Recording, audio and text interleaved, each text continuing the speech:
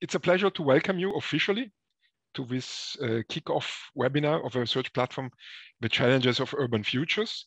We have very distinguished guests and also distinguished participants from all over the world, actually, and I'm very happy for that. And this might be somehow also one of the positive byproducts of a pandemic. We got used to connect all around the world, and this broadened a bit our outreach of scholarly exchange. It's really an opportunity to meet and discuss at a high level issues. So I'm very happy about that. Before presenting you shortly the distinguished panel, I would like to make some of you aware of the activities of a research platform, and also to introduce you to my colleague PIs, because this research platform is actually an interdisciplinary platform where we combine geographers, ethnographers, political scientists, anthropologists, sociologists, and also people from the hard sciences studying nanoplastics. Everybody is interested in the city from his or her own perspective. And this is quite challenging in our discussions because actually our perspectives are very, very different. And I think to understand cities and understanding the challenges ahead is very important to have this perception of the complexity we have to address. And that's, I think, a very important point. So we have Aisha Chagla, who is an anthropologist who unfortunately cannot be here for personal reasons today. Alexa Farber from the ethnology, European ethnology, Thilo Hoffmann from the hard sciences, Alois Hummer and Yvonne Franz from the geography department, myself from the sociology department. So you might have navigated the website of a research platform, I don't know, but maybe Paul can post the website, and you can see the different themes that we are addressing in terms of research, in terms of scholarly exchange. And you might not be aware of the fact that we will soon expanding our PhDs. We have 3 people. One person started already on September 1st, working on diversity, migration, and governance. And I'm very happy that this is part of an innovative training network of a Marie Curie, financed by the European Union. And then we have 2, all women actually, another person studying big data in the analysis of environmental challenges at urban level. She's a mathematician with flying records, unbelievable. And then we have someone combining social policies and environmental policies in the trade-offs between opportunities and social justice and environmental justice. And they will start mid-October, more or less. So we have also, and that's a very important point, which might be of some interest for you. So it's not just talk, but it's also something concrete. And I welcome also Susan Feinstein. It's a pleasure to see you. She arrived this morning from the US, so it's quite a challenge. We have also some seed funding.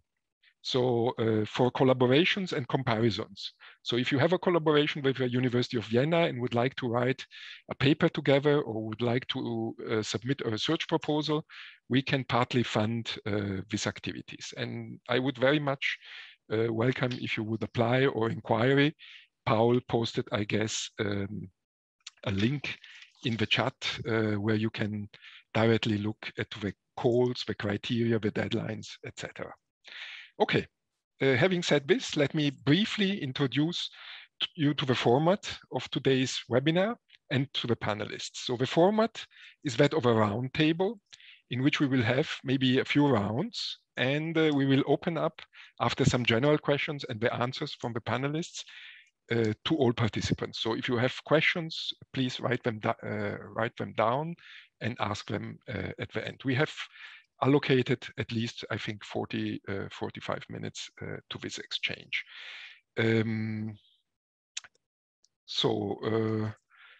Maybe we will start first with the keynotes of a Vienna in Transition conference, which will take place tomorrow. And Paul can post another link, so we will be overwhelmed with links in the chat box, but it's maybe an interesting opportunity to get to know the different activities. There are Susan Feinstein, Talia Blockland, Enzo Mingione, Chris Hamnet, and Sako Mostert. So they will participate tomorrow as the scientific advisory board of this international project. Actually, the original idea was to have the challenges that we are debating today as a potential input for the debates tomorrow about Vienna and how these challenges are addressed in the city. And so the idea was to combine the two events and have somehow a dialogue between them. And I'm sure that the link will emerge also from our discussions very clearly. Okay, so let me start now presenting you the panel. We have Isabelle Anguelovski as the first person I will ask a few questions. She's a professor at the Universidad Autonoma de Barcelona in Catalonia, actually Spain, where she directs also the Barcelona Laboratory for Urban Environmental Justice and Sustainability. And she also coordinates quite a timely project on healthy cities and environmental justice. So thank you very much for joining us. And Paul will post actually also a link on her Google Scholar profile, so you can find all her contributions to this very challenging debate. My first question to you would be, what are the biggest challenges cities have to address from the point of view of environmental justice or injustice?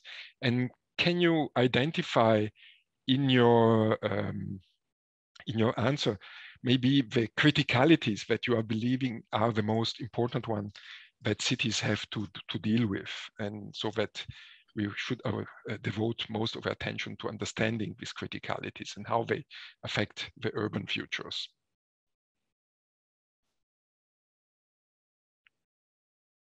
We can see, but we cannot hear you. Yes. Okay, perfect. Okay, all right. I have a presentation, but it's not very formal. It's actually mostly visual. Thank you so much, Yuri. So I'm trying to tackle the question from the point of view of the work we do at the Barcelona Lab for Urban Environmental Justice and Sustainability, which is a research lab that my colleague James Connolly and myself created 5 years ago. James is now working at the University of British Columbia, but we are still together in this little research adventure. And so some of the research themes that we work on are a little bit, first of all, an answer to your research question or an answer to your opening question. Basically, what we see as the most salient environmental injustices these days have to do with the intersection of, on the one hand, environmental and climate gentrification, the question of growth and degrowth and unequal urban development, together with how housing is increasingly financialized and embedded in dynamics of land appropriation and dispossession, and how all of this together is embedded within broader discourses of the green and healthy city, which is a very apolitical way of building cities of the future without critically looking at the social and racial impacts of many new urban environmental amenities. So the question that underpins a lot of our work, and I think that goes a bit to the heart of what you're asking, Yuri, is how can green cities be truly just and emancipatory for all, rather than a driver of new social and racial injustices? And then how can we move beyond from urban green being embedded into politics of unequal redevelopment, competitive urbanism, and land speculation? And so how do we study those types of inequities is a little bit what I would like to develop within the next 10 minutes, with the overarching argument that is also the basis of one large grant that we have at the lab, which is the argument of green LULUs, green locally unwanted land uses being increasingly so, or being increasingly green interventions in global cities. And why are they locally unwanted land uses, which is a bit of a pun in the planning language, is because they are embedded into those dynamics of land redevelopment and speculation, the branding of green cities, and the unequal benefits or unequal value creation that greening brings to historically marginalized neighborhoods. So how do we study that? And so how do we see those green inequalities manifesting? I think we see two moments in some ways. On the one hand, we see a historical diagnosis of a long time legacy of unequal green space existing in cities and being unequal by race, by class, and ethnicity, as we see here in these figures from Los Angeles, where racialized residents, African-American and Latinx residents, are living in cities that have much less park space per capita in comparison with whites and Asian residents, which has, and that's where I bring the health dimension in, very key impact from a health justice standpoint, because green spaces are associated with lower risk of all-cause mortality. So in that sense, having lesser access to green space in the end prevents you from building a healthier life and healthier lifestyle. And then we have the second moment, which is, and then I'm really zooming in or accelerating 20 years, which is, okay, from a historical diagnosis of environmental inequalities in many cities in North America and Europe, we've come to a moment where the creation of new green spaces is embedded in what is known as environmental gentrification, meaning a large-scale environmental planning agenda around the green city and around public green spaces that leads to the displacement or exclusion of the most economically vulnerable population under a broader environmental ethic. And so how do we see those green injustices manifesting and green gentrification in particular? We see it manifesting in three ways: financially, physically, and social culturally, from the point of view of displacement and dispossession. So financially, how have we studied this in the lab? In 2017, we produced a report called Green Trajectories, which was looking through a lot of quantitative and qualitative data that we identified in cities, 99 cities in those different regions. We looked at the ways in which greening was being instantiated, was being operationalized, and how much that was then tied in to increased housing cost or increased living expenses. And so one of the studies that we published in urban studies this year showed a positive correlation between high levels of green boosterism, meaning this very high branding and this very high instantiation of greening, especially so for cities with a high intensity and long-term rhetoric, and high levels of unaffordability, like in Vancouver, the city that you see here on your right. So a very strong relationship, again, between high level of greening and unaffordable living, meaning that in the end, this branding, this green city orthodoxy, as my colleague James calls it, is really leading to less affordability and a limited elite access to the benefits of greening. Then we also zoomed in on investor strategies. And so we did a subsequent study of 15 cities, again, in the same region, where we interviewed developers, for-profit and non-profit developers in particular. And what we found, what the overall argument here is that developers are now building and expanding on urban green, let's say, public planning, through luxury green housing and also associated private green spaces that they build because of the material appropriation and rent extraction strategies that they are able to implement via greening. They are able to extract financial and aesthetic value from greening. Greening gives them and their investors and their consumers a greater credibility. And at the end, it helps developers appropriate and sell the social, societal, and health benefits of greening. So the second aspect being also now the physical displacement that we analyze in relationship to green gentrification and green injustice. The first study that James Connolly did was in 2018, where he looked at the relationship between the neighborhoods of New York City that greens the most and the neighborhoods that gentrify the most between 1990 and 2014. And what he saw is that there was a significant positive correlation between greening and gentrification. But let's say we keep it at the association or the correlation level. Then what we did with a little bit more of a spatial, let's say an in-depth spatial analysis, was to do a pilot study of Barcelona to have a look at how demographically and from a housing price standpoint, districts and then census tracts evolved. And we zoomed in on the particular green spaces that were built between 1990 and 2005. And what we found is that approximately 60% of the census tracts just outside the urban green spaces that were built experienced either strong or moderate green gentrification. So that was, let's say, a zoomed in spatial regression analysis that we were really able to start seeing the causal effect. And then this year, we finished a very large scale analysis in 28 cities in North America and Europe. And I know it's a very messy diagram here, but let's say the broader message is that in approximately 60%, again, of all cities, we saw a sustained pattern of green gentrification throughout an entire study period, as you can see in the top left part of the first table.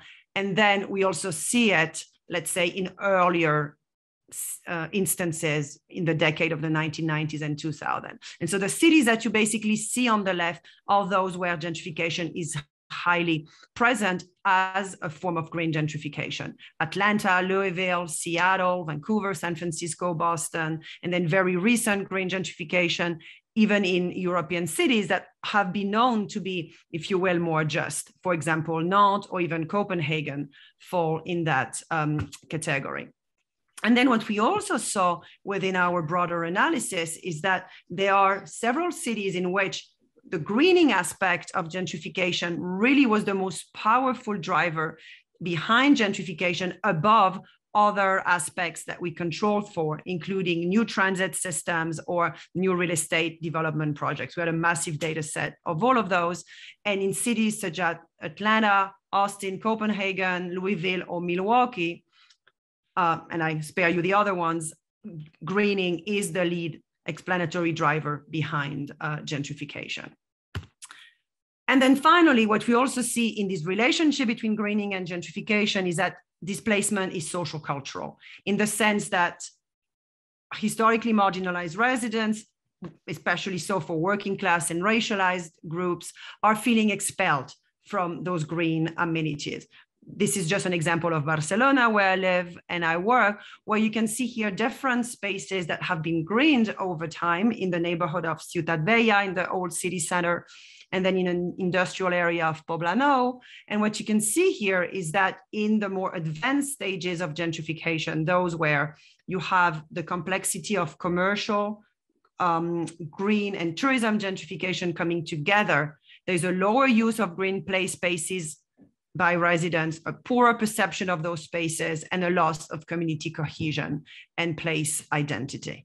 And so not only are residents physically displaced because they cannot afford living in a neighborhood anymore, but even before that displacement takes place, the space is taken over by them, by others, and police is coming to control, to regulate, and to physically surveil the space.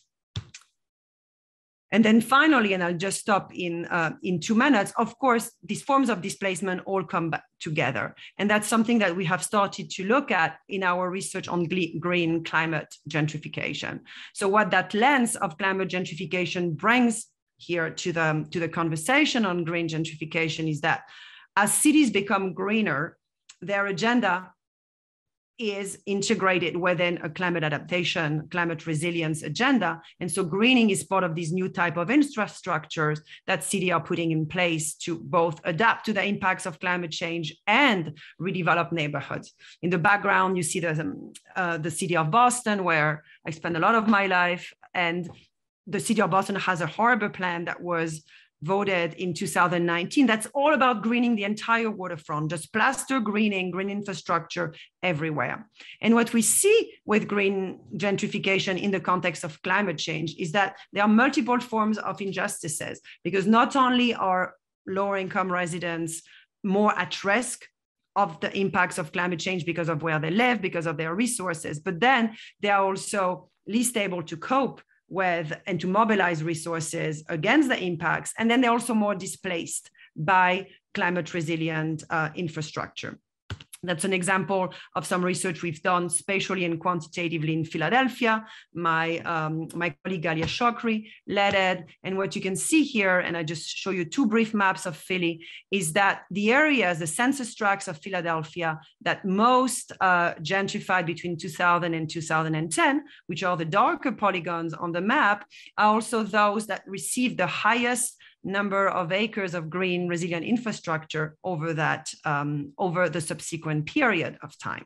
And so gentrifiers being able to capture, if you will, the benefits of urban greening.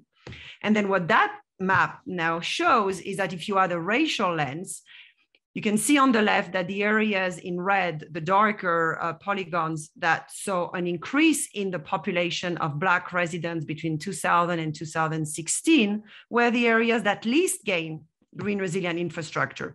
And the same is right for Hispanic residents. Those areas that you see that are also darker orange and red are those areas where the least amount of green resilient infrastructure was built. So an unequal access to the benefits of this infrastructure by race and by ethnicity. And if you move it one level further, and that's my last slide for now, is that you are also able to calculate, to assess neighborhood vulnerability to future climate gentrification, meaning, okay, what I was showing you before where green infrastructure built, let's say over the last decade. If we now look at the green infrastructure that a city like Philadelphia is planning to build, or was planning to build from 2016 onwards, we have plans, we have data for the next 10 years. You see that the areas where this green infrastructure is meant to be built is also the areas that are the most exposed, the most at risk to climate gentrification. And so that's a very important study to really pinpoint and to look at which areas are at risk of being displaced and not being benefiting from those security measures, from these green security measures in the context of climate adaptation, and to be able to look at it from a social, from a class and a race standpoint. And I will leave it there. I hope I wasn't too long. Wonderful. Thanks a lot. A lot of food for thought and quite interesting. I guess many of us will have already questions for you, but please hold on and write them down eventually and for the discussion afterwards. I would like now to turn to Simin Davoudi, who is a professor of environment and planning at the School of Architecture, Planning and Landscape of Newcastle University, where she is also co-director of a Center for Researching Cities. And Paul can post the link with her in the chat. My question to you would also address, of course, challenges. That's the fil rouge in all the questions. But this time from the point of view of the social spatial justice or injustice in the city. And in particular, maybe the relationship with politics, with a particular focus eventually in shifting scales of power. And we can address other potential consequences in the second round of questions. So thank you, the floor is yours.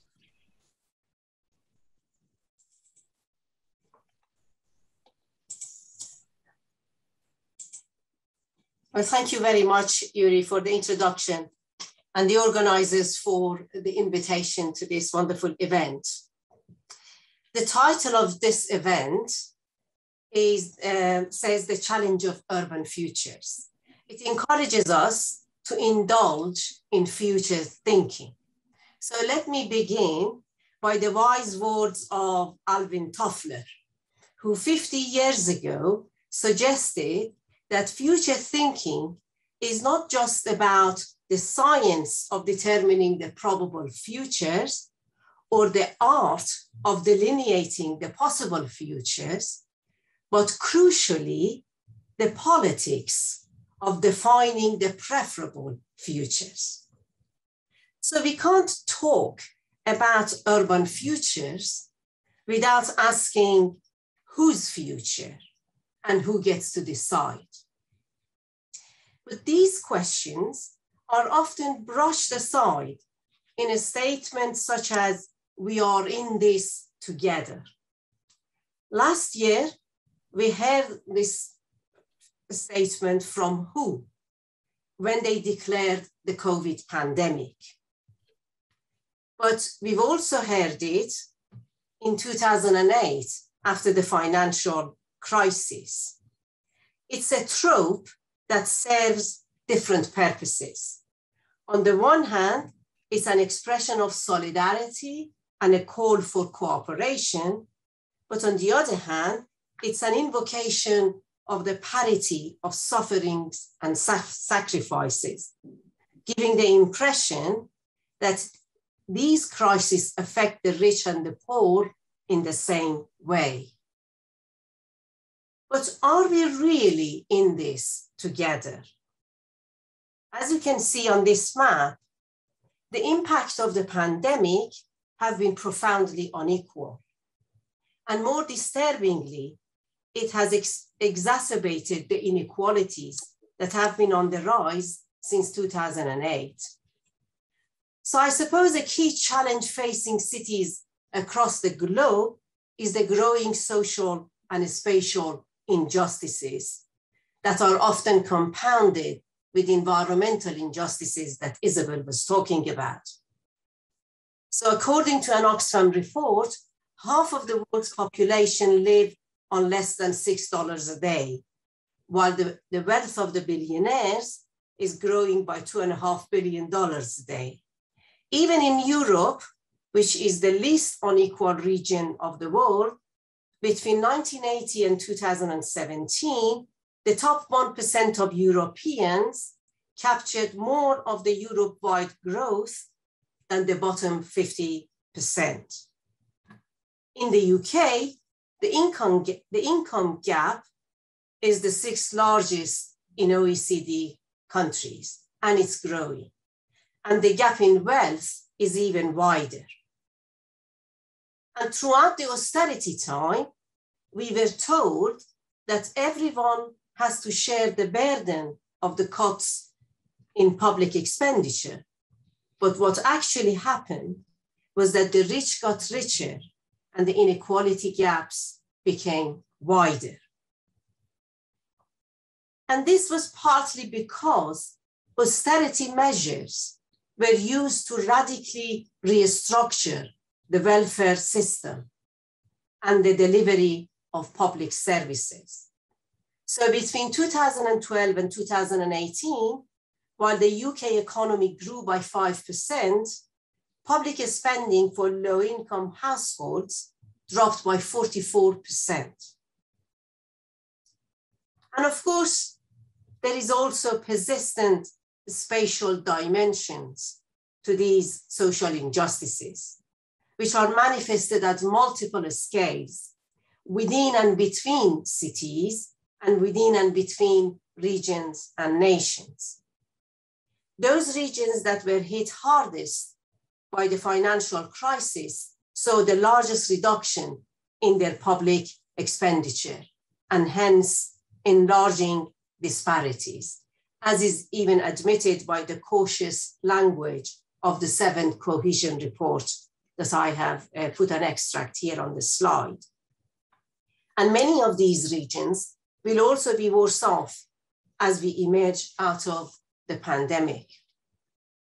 So the question for urban and regional governance is how to tackle these socio-spatial injustices.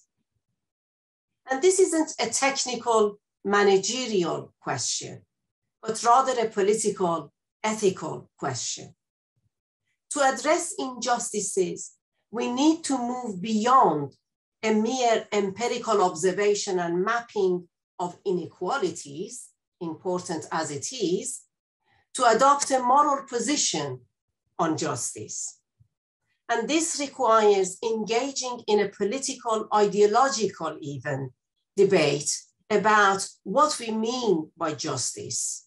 How do we go about reducing injustices? And what values should guide our policies?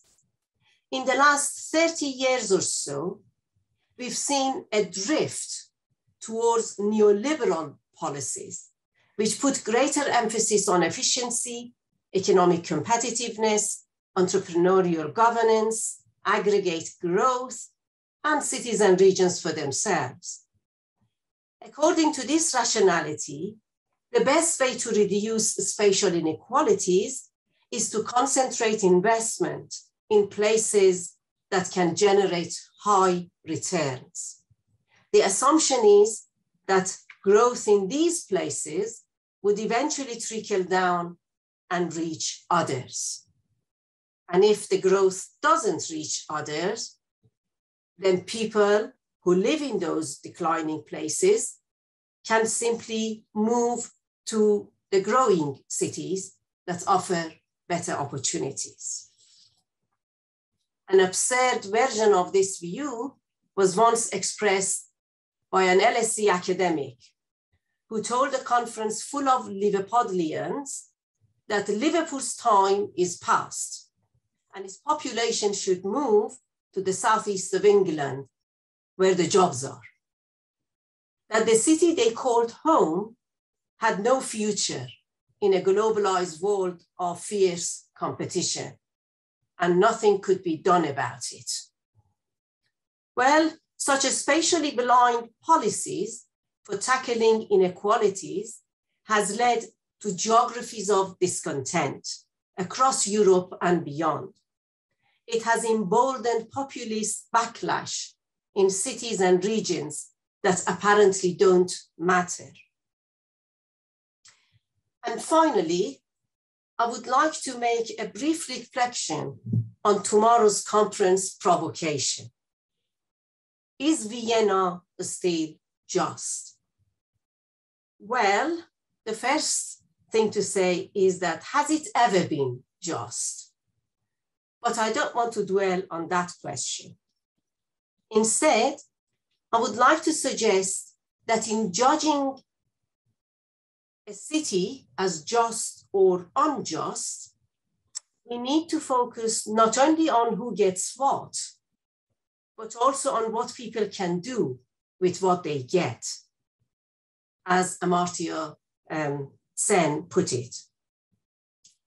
This view of justice extends the question of justice beyond distribution of resources to focus on whether people can convert these resources into capabilities for functioning in the life they choose for themselves. And we can add to that in functioning in places they happen to live and work in. And that is how territorial cohesion was once understood and is now very much overshadowed by a neoliberal rationality of fragmented competition and winners take all. And as Yuri just said a minute ago, there is, of course, the issue of scale when we talk about spatial justice or injustice. But I think I can come back to the question of scale later on in the second round. Thank you. Wonderful. Thank you very much for your nice presentation and also for the provocation for tomorrow's conference. Very good. I think we will surely bring into the debate the issues you raised. Let me now turn to, last but not least, John Mollenkopf, who is connecting from New York. John is a professor, a distinguished professor of political science and sociology at the Cuny Graduate Center, where he's also the director of a Center for Urban Research, and Paul can post the link. My question to John would also highlight challenges from the point of view of discrimination, and maybe it's a good connection to Simin's presentation, trying to using eventually urban governance, migration, race as an entry point into the issues, because indeed, not everybody has access, not everybody uses, and even if they use, they might not do or may not be able to do what they do. So highlighting why it's important to consider these aspects when you address urban justice issues. John, the floor is yours. Yuri, thank you very much for the opportunity to be part of this conversation and to be reunited even virtually with old friends and to have a chance to meet new friends as well.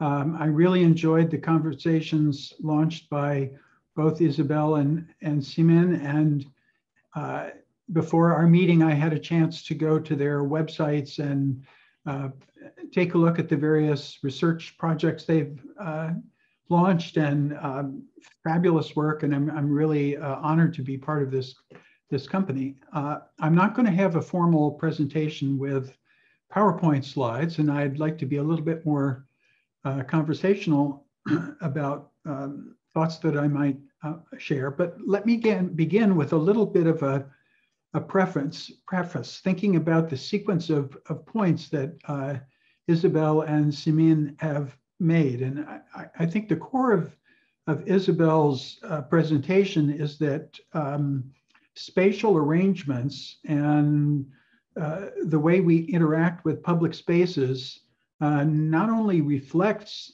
underlying inequalities caused by, say, capitalist or other forms of stratification that get expressed in space, but they also reinforce those inequalities and make them operate in new dimensions. And then Simin pointed to the importance of political institutions as independent causal channels, really, of sending us towards actual or potential alternative futures. And I'd like to take off from there and say that I think that, especially in Europe, there's been an unfortunate chasm, really, between political scientists who study the state, study power, try to organize their conceptualization of how and why power is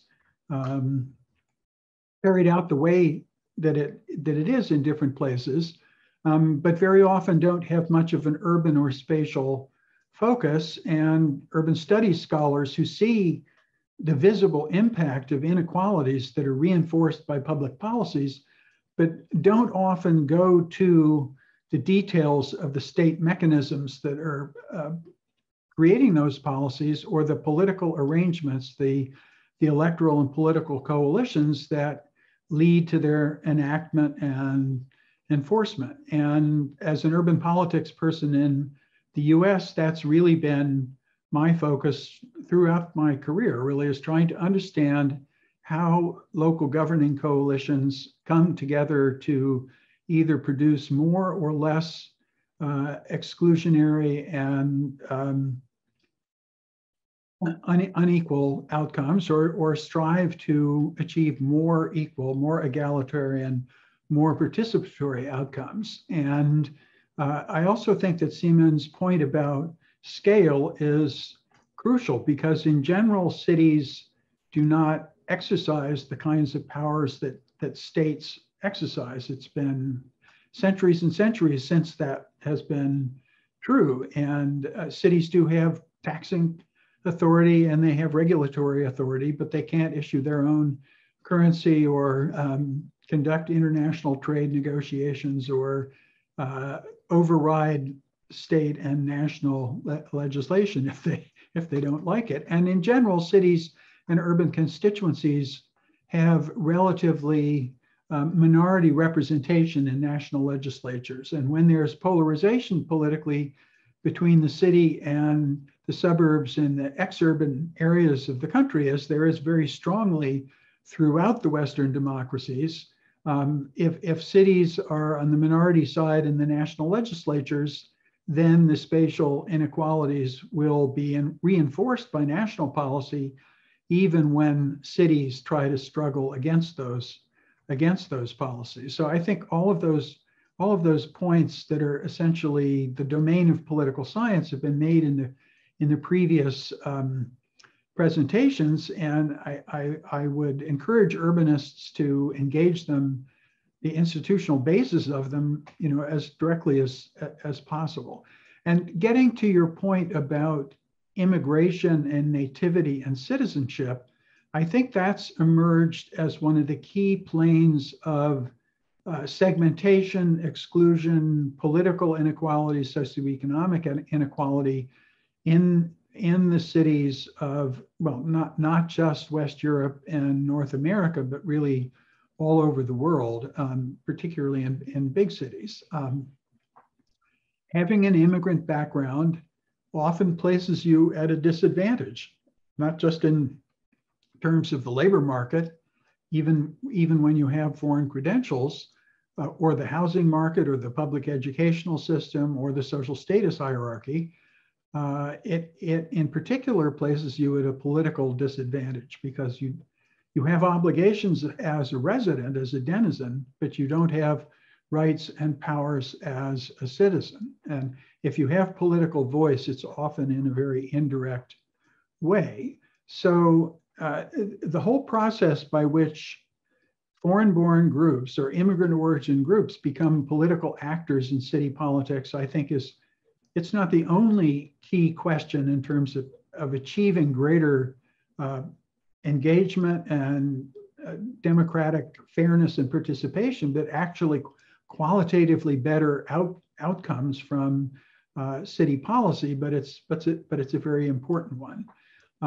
And I'd love to be able to do a comparative project between New York City and Vienna at some point, because New York and Vienna both have very large shares of immigrant origin population. So in New York City, almost 49% of the residents are either foreign-born or live in a household headed by a foreign-born person.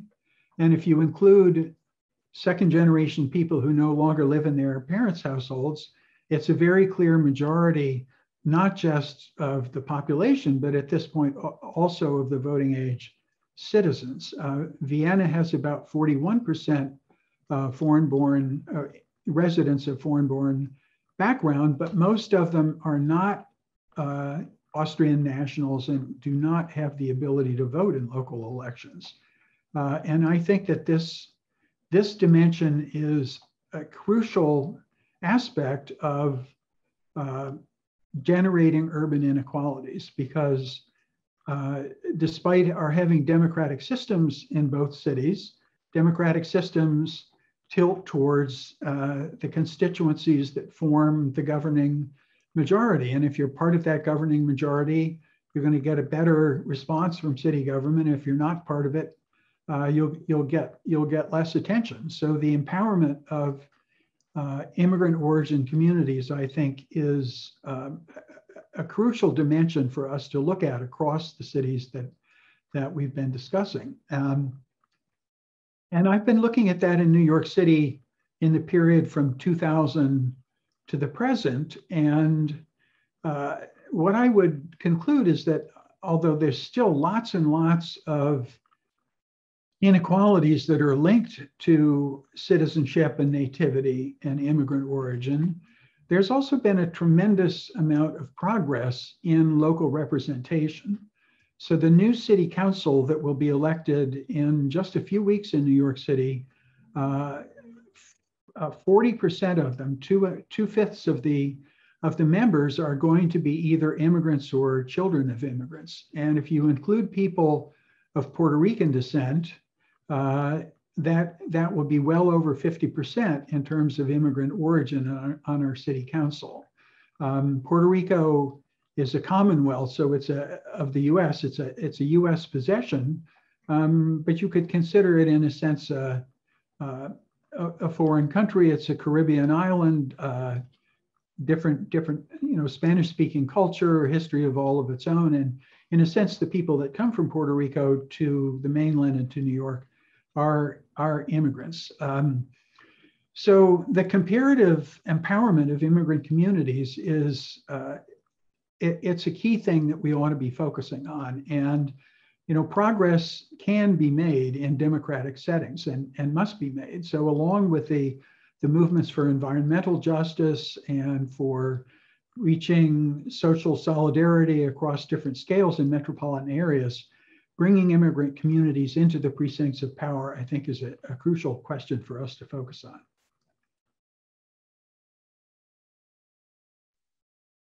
Thanks a lot, John. That was a perfect ending of a first round. I see a lot of connection between the three answers, and they really very nicely provide interesting and quite related issues. So for instance, pertaining to inclusionary and exclusionary processes, how these processes are built, how they are technically also enforced. And so the institutional perspective, which is actually my own perspective, is, I think, important to explain justice patterns, of course, in cities, and how cities might be embedded in more complex multi-level governance arrangements.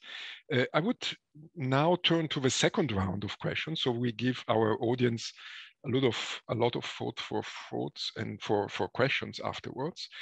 And we'll turn now back to Isabelle, and but taking up some of the provocations or some of the challenges highlighted by John.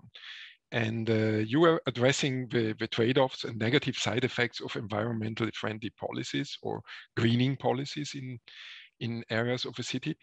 And what would you see from the social point of view, policies that might act emancipatory and try to counteract the negative consequences of greening policies of cities? Where would you see opportunities to have policies that are both environmentally and socially sustainable?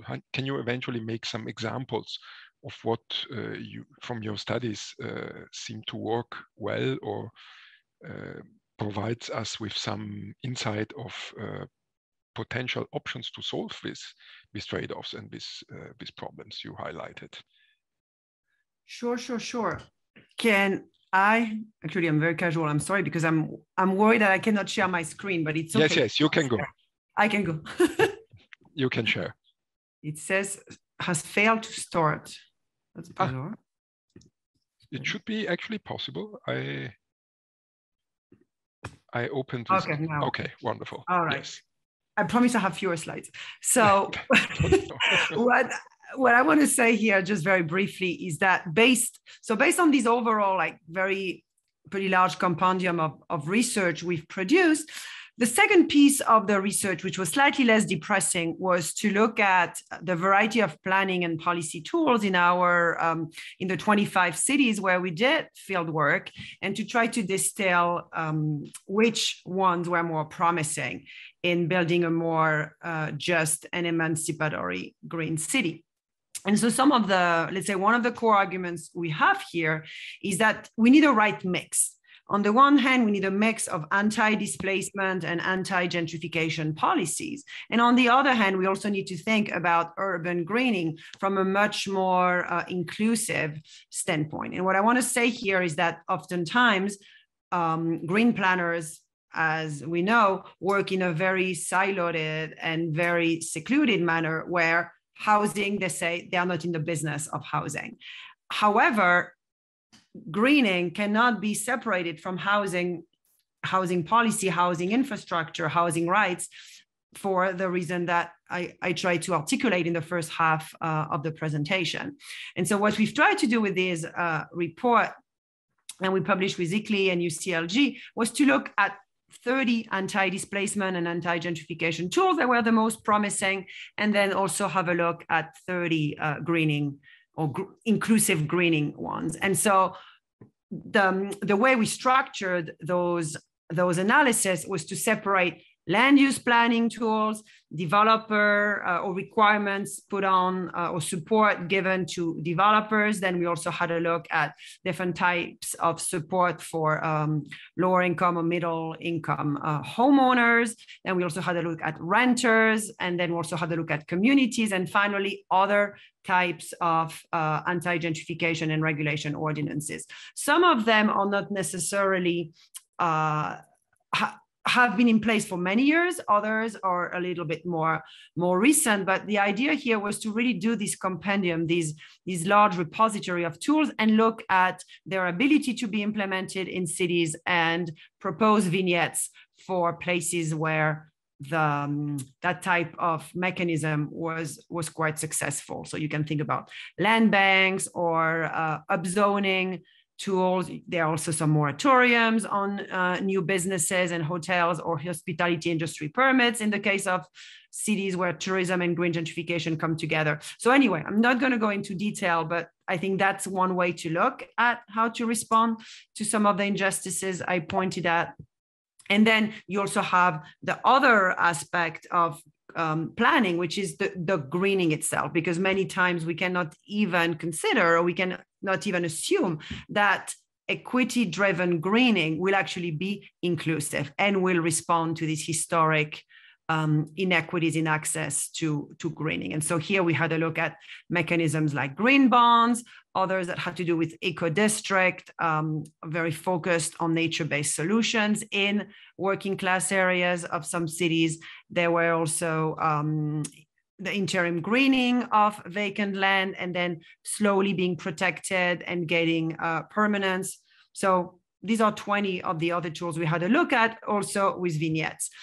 Yet very few of those actually are proposing much more radical, much more emancipatory alternatives, so that greening can also repair and address a long history of trauma, of dispossession that I talked about earlier. And so two lenses here that we would like to add to those very, let's say, pragmatic tools is the lens of reparative justice and the lens of preventive justice, or preventing new harm via greening. And there are three principles that I'm articulating here, which is urban greening should first question experiences of domination and subordination and the racial stratification that comes with it. We also need to build and articulate more emancipatory spaces and new geographical formations that are at the intersection of land, resources, and nature. So land and land rights are particularly important here. And then institutional arrangements should also be restructured, should be renewed, so that they are more controlled by historically marginalized groups. You can tell me that these are beautiful principles. How do we enact them, and where are they being enacted? There's a place that our research also has brought us to, which is Washington, D.C., with a project that's called the 11th Street Bridge Park Project, which is meant to reconcile two very segregated, very separated communities of DC, one which is East Anacostia, Ward 7 and Ward 8 of the city, and the Navy Yard, which is close to Capitol Hill, a very, very gentrified area now. And this bridge is meant to create permeability, meant to create new forms of social reconciliation, and doing this via the green spaces that are being reimagined, that are being re-envisioned. And here, intentionality is at the very center of the plan and very center of the project, because even before the bridge is being built, it's not being built yet. There is a lot of fundraising process going on. There is a very deep and very structured community development plan, which is called the Equitable Development Plan of Anacostia, where everything is meant to be about anti-displacement, via the purchase of land, via the purchase of empty or abandoned buildings from different nonprofits that have received credit from credit unions and local banks. There's a broader community land trust structure. And then there's also support to minority home renters to become homeowners. These are the DOPA and TOPA laws that are at the bottom of the slide. And then there's also a deeper question of right to return and right to place that is actually also being worked on by some radical activists that are very close to the Black Lives Matter movement and are really pushing that 11th Street Green Bridge project forward and in a much more radical way. And so there you're talking about tactics and anti-displacement tactics and conversion of buildings into cooperatives that then are also being owned by Black workers, where political power intersects with business creation, with community wealth creation. And then there's also a lawsuit that was filed in 2018 to allow for residents that were displaced by the demolition of the public housing that was in the area, which is called Berry Farms, and giving them the right to return. So these are the land reparations I was talking earlier in my more conceptual framework presentation, and a birth fund is also being discussed. And so going much deeper than the greening itself to the much more structural barriers to remain in place and to be able to return to place. And then finally, the project is also being associated with reparative and abolitionist greening by bringing together, by bringing forward much more invisible narratives about the use of the river, the place that the river has played in during segregation in the US, and also now during urban renewal and gentrification, as a place of care, as a place of refuge, as a place of multi-generational support. And the idea that community organizations around the bridge project are pushing together is really de-disciplining and commodifying green landscapes to bring together residents whose identities and whose relationships to the river and to local green spaces has been historically invisibilized and controlled and surveilled. So I'll stop here, but that's just some ways that give us a little bit of hope. Yes, let's hope it will spread around. And thanks a lot for the input, which makes your framework more concrete and actually sees options, windows of opportunities, even in the US, where it's probably a bit more complicated to deal with this kind of issues. So you need multi-stakeholder, as you highlighted, but probably also multi-level, where states and the federal level play different roles probably, and maybe not always in easy interaction with one with another. In particular, the previous administration probably must have been much more difficult. I was wondering how this issue of scale might eventually play out also in your field, Simin. You were mentioning when you were ending your intervention that the scale issue is also playing an important part, and maybe you could elaborate a bit on that and see what are the processes behind that rescaling process and what are the consequences, how this takes place. Yeah, well, thank you, Yuri. Yeah, I think, and you'll be pleased to know that I'm not going to show any more slides. No slides.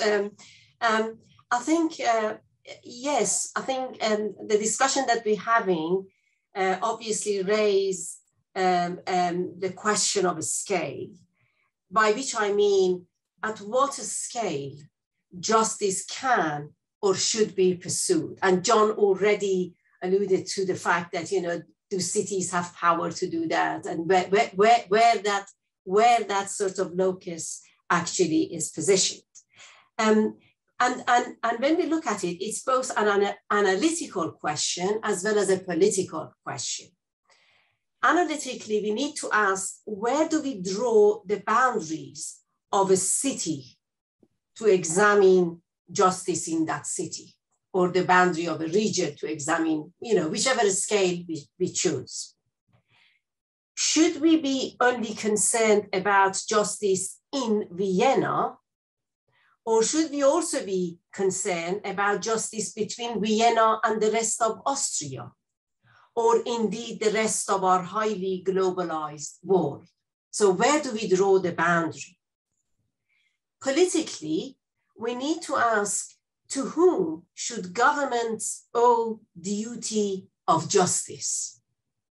John Rawls famously believed that the appropriate level of governance is the nation state, because we owe duty of justice only to our fellow citizens. Others, of course, have challenged that.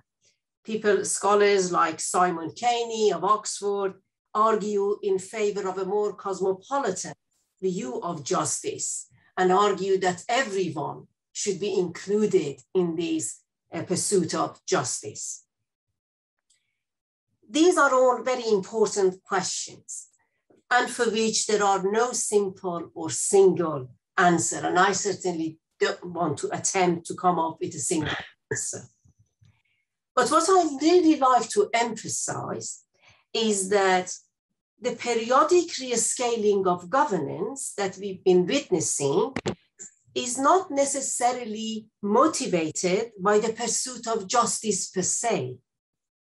Instead, I would argue that it's often invoked by the attempt to contingently fix the endemic crisis of capitalism. As Henri Lefebvre argued, the inner contradictions of capitalism are reflected in the restless reconfiguration of geographical scale, because capitalism cannot do without its spatial fixes, as David Harvey provoked. So rescaling of governance powers and responsibilities serves as a temporary resolution of such crisis tendencies. It's a contested political process infused with tensions and contradictions and with uncertain outcomes. When it comes to defining the purpose of rescaling, ideology and political rationality play a big part. One example is the two waves of regionalization projects that we've seen both happening at the EU level and at many member states level. After the Second World War, regional rescaling was motivated primarily by a cohesion-oriented welfare rationality. But the rise of regionalization since the 1990s has been motivated primarily by a competitiveness-oriented neoliberal rationality. In the post-war Fordist economy, regions were articulated as the right scale for distribution of national economic growth and reduction of territorial disparities through policies such as steering development opportunities, public funding, private investment, all of which to disadvantaged regions. So regions were imagined as the right scale for enacting the egalitarian ideals of what we know as the European social model, or models, one should say. In the 1990s, this began to change in response to post-Fordist crisis of globalizing capitalism, which in Europe, by the way, were compounded by the introduction of the single European market. So throughout the 1990s, the EU actively pursued the Europe of the regions goal through a number of direct and indirect mechanisms. But this time, regional rescaling was motivated by a neoliberal ideologies, which, as I said before, put the emphasis on economic competitiveness, entrepreneurial governance, endogenous growth, and regions for themselves.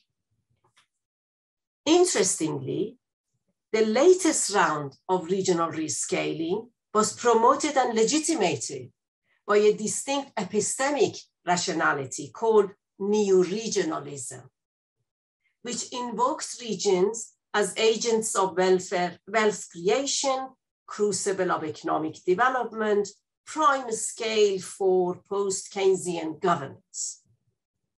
Within this agenda, the pursuit of a spatial justice was not the main underlying value, and any concern raised about spatial inequalities were responded by the reference to the trickle-down effects, which I mentioned before.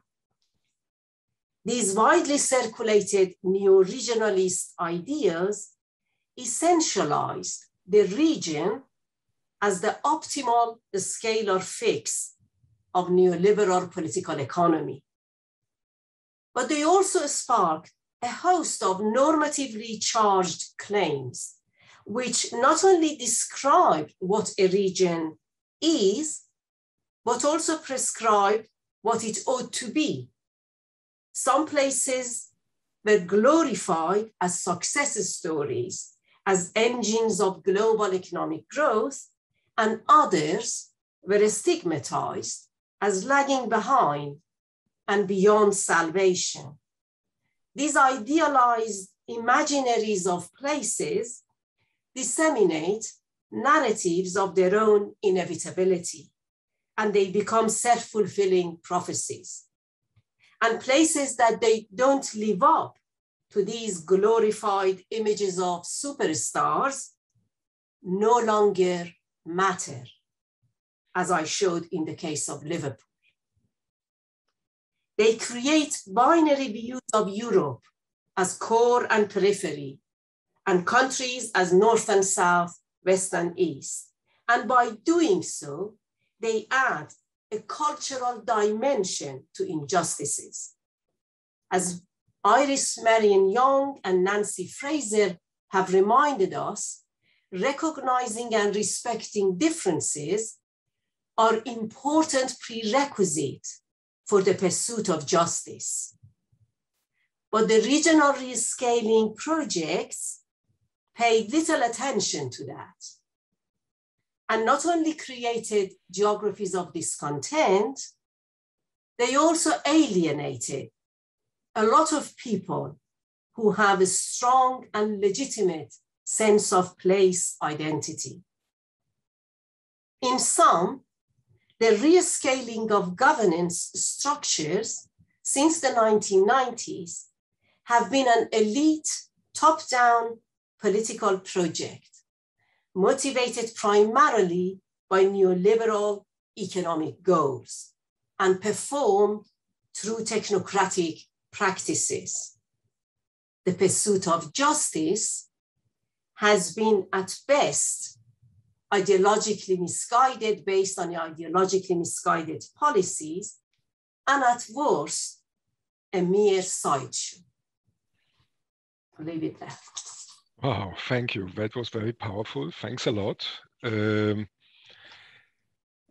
What seems to me becoming quite relevant in Europe, following your approach, is of course the principle of subsidiarity, which provides, so to say, the union as an institutional architecture to pursue the right mix that Isabel was mentioning, and a right mix of general principles enacted and implemented at the different scales and levels. But of course, everybody is in favor, and actually subsidiarity became quite an empty concept because you have many different forms of subsidiarity, and you can have even the negative or subsidiarity where you offload responsibilities to the local level, and at the federal level, you wash your hands and leave the problems locally without providing the necessary resources to address the problems. And by that, I would like to turn for the final question to John before opening up the discussion with the other members of today's seminar. By connecting a bit to what has been just said, what are the institutional mechanisms which you think might keep these tendencies under control? Or what role does, I don't know, the educational system or other potential policies where the governance of the issues at stake can be addressed through?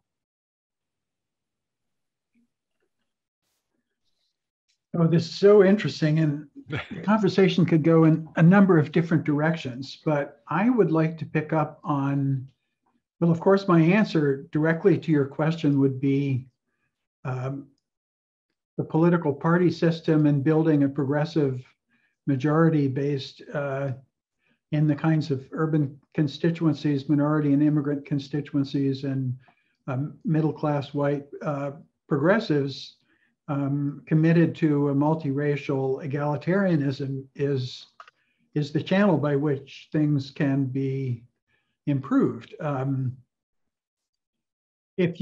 I want to pick up on a couple of the, not that we need any more slides, but in Isabel's chart, in Simin's chart of inequality across countries, the United States was really over at the worst end of the distribution, exceeded only by Turkey and Chile, if I remember correctly. Even more authoritarian and conservative regimes than our own. And if you think of the scalar questions, cities receive less support from states and the federal government in the US than anywhere in Europe by far. And so they're subjected to many more competitive pressures to survive and to be able to raise sufficient local tax revenues to finance the services that they provide. And of course, New York City is the most extreme case of all of this across the country because it's the biggest, it's the most expensive, it's one of the most liberal, it's one of the most progressive. So you would think that it would be the most disciplined by the larger structure, and it has been in many ways. If you go back to the history of neoliberalism, Manny Albers did piece on the prehistory of neoliberalism, urban neoliberalism, and it picks on New York City as an example of going back to the 1970s exodus of investment and white residents and the fiscal crisis and the attack on public services and the shift towards marketization and so forth as the opening gun, if you will, of the battle of neoliberalism. And I think all of that is an accurate depiction of the historical evolution in many ways. But what I would like to point out is that I think to some extent, or in little ways maybe, or maybe even in some bigger ways, the pendulum is swinging back against neoliberalism. And again, I think New York is a case in point. So one of the slides in Isabel's presentation by her colleague who studied green improvements in New York City across neighborhoods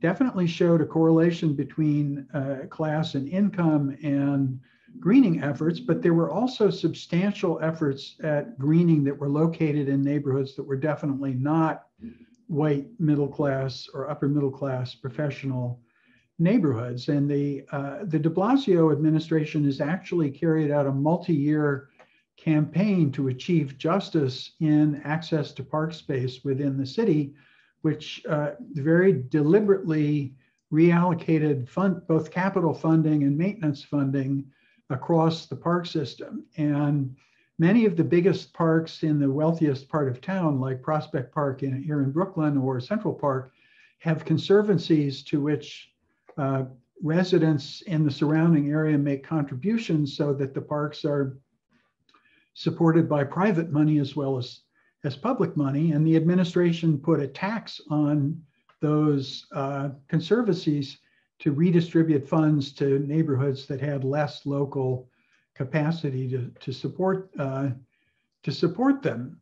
Also, one of the slides shown, I think it might have been one of Isabel's very first slides, showed some kids playing on a green platform next to a river with Lower Manhattan across the street, or across the river rather. And it's true that the Brooklyn Bridge Park is one of the most spectacular urban public space improvements to have happened anywhere in the world, I think, over in recent decades.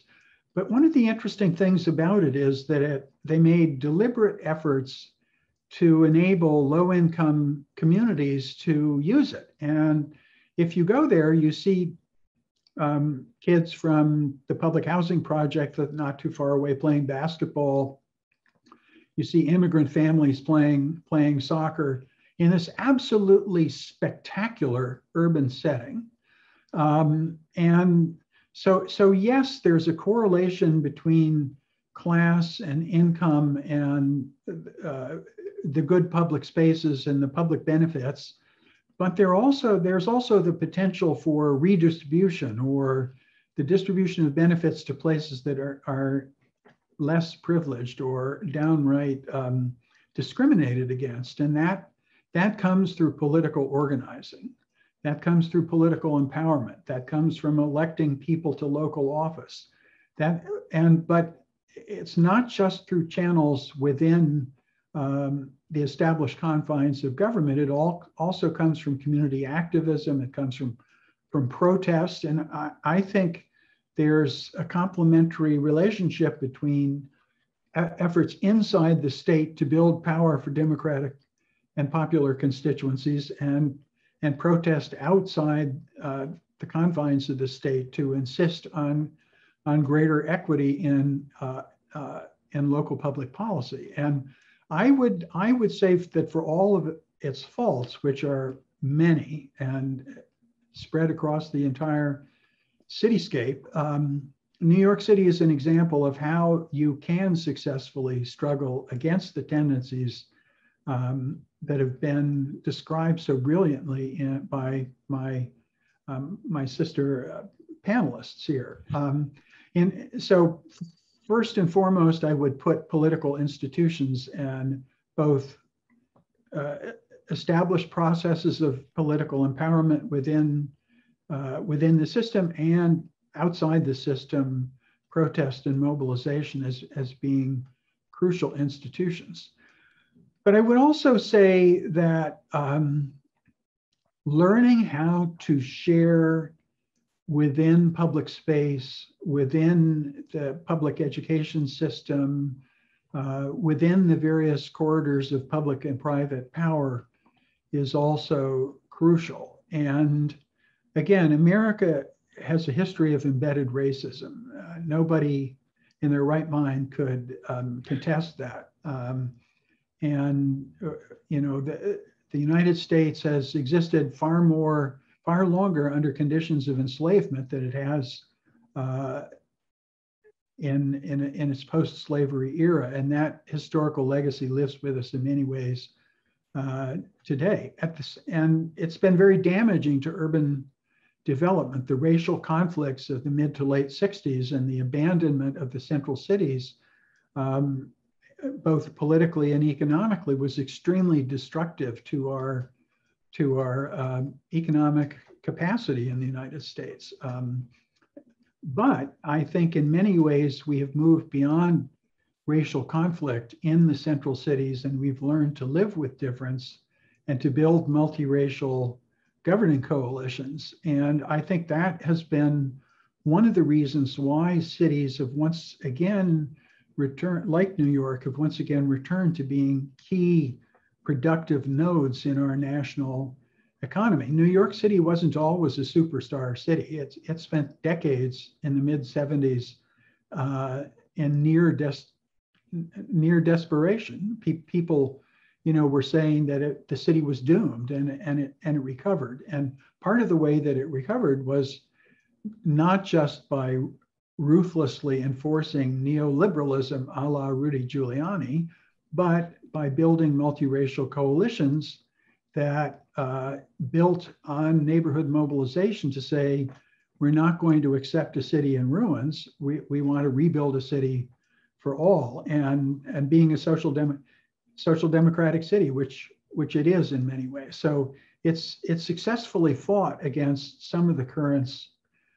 It's still marked by them, of course, in many ways, but I wouldn't accept the sort of structural and spatial determinism of an unequal and racist capitalist society foreclosing all the options and channels for making a more just city. I think they're there, and we should spend our time looking at ways to discover where the opportunities are and build on them. Okay, wonderful. That's a nice ending of our round of questions. I would immediately open up for the general debate. So I don't know if someone of the keynotes of tomorrow's conference would like to make some comments or questions. Otherwise, we can open up the debate to everybody. So we are totally, yes. Susan, maybe first. Yes, well, I agree, John, with everything you said, in particular your last point. But I think you're a little too easy to accept that immigrants are necessarily going to be a socially progressive force. And we saw in the last election an increasing number of Latinx people voting for Trump. And there's the division that we have in the United States, and I think in Europe too, between those people who are conservative on social issues and liberal on economic ones, makes it somewhat problematic in terms of where it is that immigrants are going to go if they, in fact, participate in electoral politics. Okay, thanks a lot. Maybe we collect a few, and so that then the panelists can answer. Who would like to go next? If nobody from our board, then I can give you the word to Cornelia Dablaya. Yeah, thanks a lot. I was thinking about this first presentation since it started. So, and I want to mark just that green gentrification is a poster child, I think, of private-led conversation and development, but art was before this poster child. So we are facing now a climate crisis. So I'm just thinking that it's also symptomatic for planning failures in centuries before.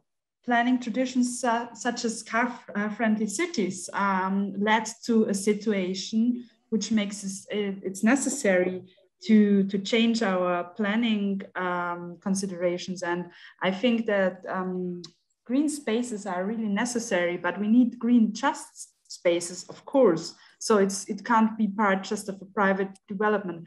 I'm from Vienna. So in Vienna, we have this long tradition of community housing and social housing. Now I'm located in Venice because I'm researching on social movements. The situation is different, but my question would be, what can we do? Because I mean, we see social movements like Friday for Futures, and we have to change the way of building cities. So thanks. Thank you, Cornelia. I think we can collect a few more, and then we can have a first round of answers or comments by the panelists. Or Alois.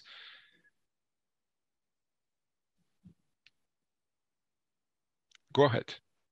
You have to unmute yourself, but...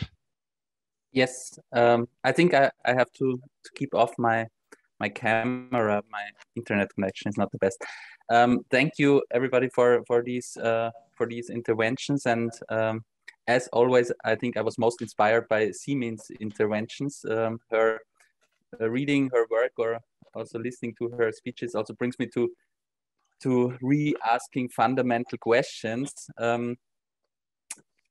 And actually, it led me to one very concrete, maybe I can pose my question first, whether EU cohesion policy, the rationale how EU cohesion policy works, is or can be brought in line with the capability approach.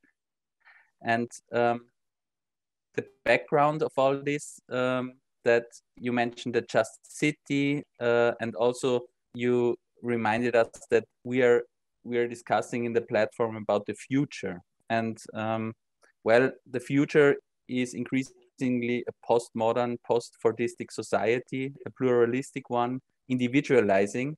And the problem is with all the funding sources or the regional planning, the welfare planning that we have, this is all very much in a collective ideal, but we're individualizing as a society, which is maybe why John Rawls or an older John Locke, and this philosophical strand has possibly a high tide currently, but what Zen is providing us is more or less, yes, also an individualized way of seeing justice, but can it be collective enough that also the public funding, EU cohesion policy and so on can really build on that? Or will it be an increasing gap between the individual and the collective meaning of justice, and that the future is going into that individualizing society, and we are losing the teeth in those collective funding schemes anyway? Okay, thanks, Alois. Okay, so we have one question more or less each. Who would like to go first in reacting on the comments? Or, I don't know, John, we go the reverse order. And Susan's comment. You know, any effort to build a majority political coalition has to mobilize shared ideals and interests and attenuate the potential divisions, because any majority coalition is going to be potentially fracturable or divided or different along various and sundry lines. And putting it overly bluntly, identity politics versus class politics, or group cultural interests about lifestyle and heterogeneity of, say, sexual preference or these sorts of issues versus class solidarity and redistribution and building a floor under, raising the floor in the income distribution as being the core organizing principle. And I think that, the left parties all over Europe and the US are struggling with that, especially as they're losing votes from the older white working class, which is diminishing as a demographic and political force, and becoming soured on how their nations have been changing. So I'm not saying that it's easy to fuse this majority coalition, but I do think that it requires both a lot of tolerance for different points of view about cultural issues, and the living comfortably with, on the one hand, let's say, a conservative Islamic perspective and a totally cosmopolitan perspective of any lifestyle goes within the movement. At the same time that it does build solidarity in terms of redistribution and fairness. And the ability to fracture progressive coalitions by emphasizing xenophobic themes, by saying, for example, that the Muslim residents of Europe have fundamental value disagreements with Western civilization, and therefore we can't include them, can be an effective line of attack by the right on the potential left. So I think we have to, do our best to guard against that. Okay, thanks a lot, John. Simin, would you like to react on Alois' comment or question? First of all, hi, Alois. Nice to see you again. Yeah, and thank you for the question. But let me just pick up the territorial cohesion question. First of all, can I just clarify that both Amartya Sen and John Rawls are within the liberal theories of justice. So let's not forget that none of them are really radical as such. There are other scholars talking about justice, and I think the best we can do is to adopt a very pluralistic framework of justice, which brings these different dimensions of justice together. If we want to really go beyond the question of distribution and redistribution, and distribution, and John Rawls was only interested in distribution of income and wealth, but we know from the environmentalists that that's not the only currency. Environmental good and bad are also distributed unequally amongst people. But let's not go there. I just wanted to mention that so that we don't see Amartya Sen coming from a radically different tradition in terms of the theory of justice. But and in fact, I think we really need to dig deeper, and it came into a lot of our conversations without explicitly mentioning it, that the other perspective, which is not about the justice in the city, but is the justice of the city, we can put it that way. And that is the way in which institutional and some of the structural and institutional frameworks are actually perpetuating injustices. So it's not a question of something happening in the city, as if the city is a container of justice and injustice, but how the city itself is actually, and it's the social spatial relations actually perpetuating things that have been very much embedded in the structures of the city that are perpetuating injustices. So that is also something significant. And a lot of them, kind of the more radical perspective on justice, are urging us to look into these more kind of structural underlying causes of injustices. But going back to the question of territorial cohesion and whether capability approach can tell us anything about territorial cohesion, I think the best that I can do in that regard is that one of the things that territorial cohesion agenda can do to come closer to the idea of capability is to move away from top-down, formula-based redistribution of cash to actually idea of, okay, what people can do with that cash. So, and that is what Sen is trying to tell us. It's not about who gets what, but what people can do with what they get. And actually, the story of territorial cohesion, the story of European regional policy is a very good example of how things shouldn't happen, really. Because it is true that a lot of money gets redistributed by the European Commission. We know that through Objective 1, Objective 2, Cohesion Fund, all of them. And these are important and they do make a difference. However, they're not enough.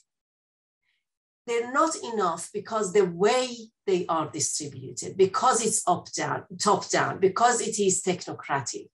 So one thing they can do is to look at a kind of problems that cities are facing from the ground up.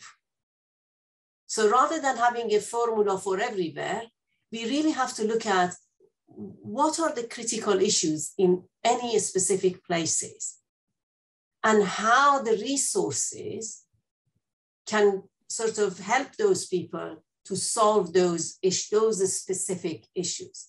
And I think that is maybe the least that territorial cohesion policy can do to kind of get closer to Sen's idea of what people can do. Well, what is really happening and has happened is that, you know, sometimes we all know about these examples. Money gets spent on unwanted big infrastructure, ghost airport and train stations that nobody wants because the cash gets distributed and has to be spent. And in some places, we know that as well, that people get the money, they don't know what to do with it. They have to return it back to the commission. So there are more kind of fundamental issues that needs to be addressed, which goes beyond the simple, distributing, compensation money to some places because they've been left behind because they are the victims of globalization. Thanks a lot. Indeed, quantity is not enough, but it might help, of course. If you don't have quantity, also the quality might suffer. But indeed, it's not important to see how much you get, but also how this is distributed and what you are enabled to do. So enabling policies are indeed absolutely crucial. It's not just getting money and that. Isabel. Thank you for the question. I think that's a very important caveat that people always get back to us about. Oh, so you guys are the anti-public space greening, anti-quality green space people. You just don't want to do anything. You just want the status quo for neighborhoods that are exposed to underinvestment or contamination. And that's not what we are saying, because as I think I was trying to frame at the beginning of the talk, is that green cities have tremendous mental and physical health benefits. And so that's what we want to keep and that's what we want to promote.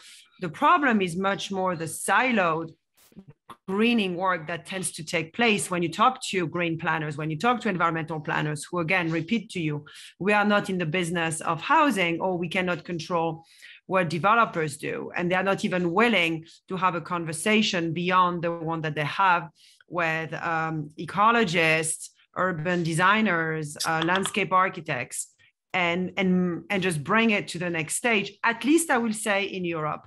I think that in the US, you have a much greater now sensitivity to green gentrification. There are like some grants, even for example, from the state of Massachusetts, that are about addressing risks of climate and green gentrification in Boston, or even actually in the western part of the state. So there is this deep sense like, okay, we got to do something about it because the clock is ticking and displacement is coming faster, that we are able to respond to it. So I think that in Europe, the conversation is probably a few steps remote, because also, especially so for Northern Europe, you have a much greater package of social welfare system that does not mean, and also a greater control over land redevelopment. For example, I'm thinking about the ZAC mechanism in France and the greater control over large-scale land use redevelopment in comparison with what happens in the US.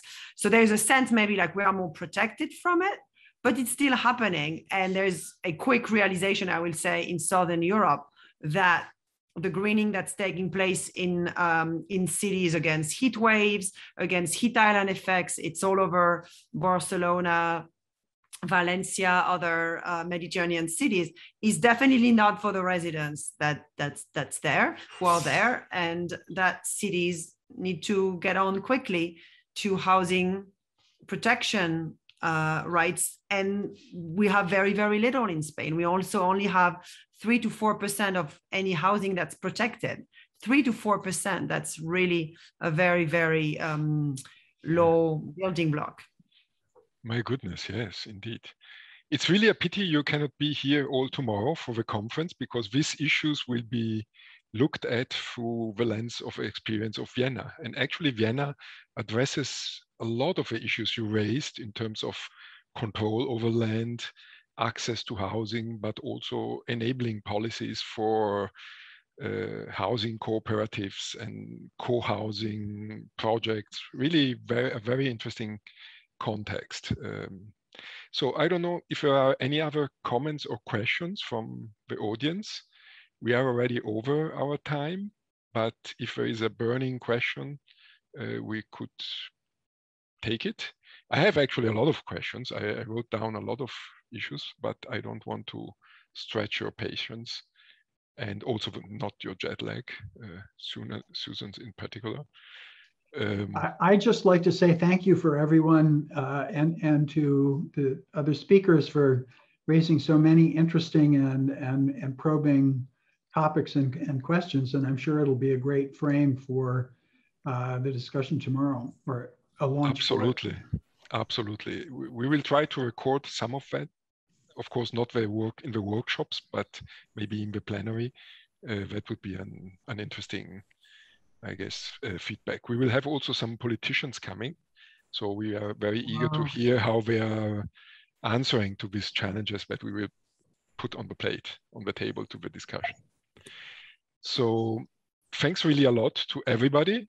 I really enjoyed the discussion and the inputs.